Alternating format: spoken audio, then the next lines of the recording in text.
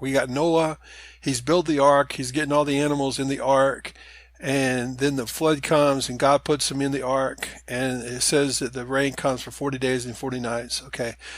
I tell you what really stands out to me when I'm reading this chapter is how specific the details are. Like if I was just reading an account of something that I think, maybe somebody made something up, I don't think it would be as specific as this. And there's so many people that try to question Noah's flood or question that there was a Noah's ark.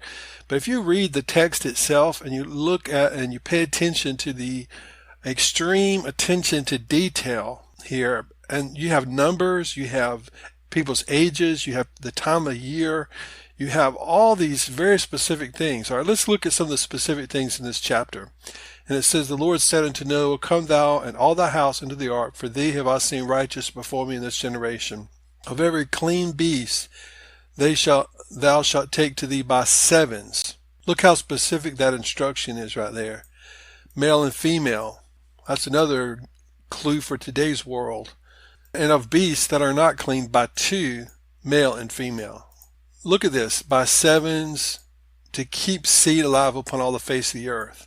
Upon all the face of the earth. Now you think about this, how many people try to make this debate upon whether Noah's flood was just a local flood or was it a worldwide planetary flood. But it's the Bible. You either believe the Bible or you don't. I mean, because the text itself says the face of all the earth, upon the face of all the earth. So it doesn't really give you any wiggle room there. If you just read the text in a plain, straightforward fashion, the text itself tells you what it says. But you look here, it says, and then it gives you this number, 40 days and 40 nights. Look how specific that is. He says, in every living substance that I will destroy from off the face of the earth.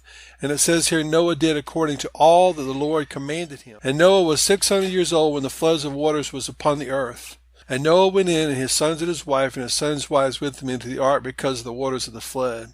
And it tells you about the animals that they brought into the ark according to God's commandment. And it tells you the days, how many days came to pass before the waters were upon the earth.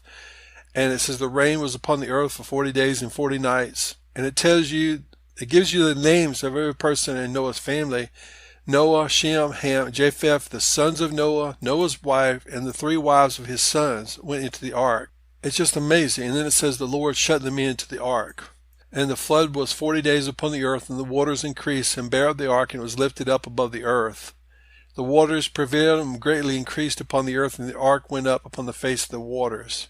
So this is a very, very descriptive, very detailed, and to me it just confirms how this is a historical record of something that literally actually happened in history in time past. And it says, all in whose nostrils was the breath of life of all that was in the land died. And every living substance was destroyed which was upon the face of the ground, both man and cattle and creeping things and the fowls of the heaven, they were destroyed from the earth. And Noah only remained alive, and they that were with him in the ark, and the waters prevailed upon the earth 150 days. So I think it's very interesting how specific the Bible is, and I think it just goes to confirm for me how how historical this record and this account is in the Bible. And so I believe that we can trust the Bible. I believe that you either believe the Bible. I mean, it's a decision that you have to make. You're going to either choose to believe the Bible or you're going to choose not to believe it. And if you choose not to believe it, the world will give you all kinds of reasons not to believe the Bible. But when you believe the Bible, you begin to understand how specific the account is in the scriptures and how this is a historical record of events that actually happened in the past.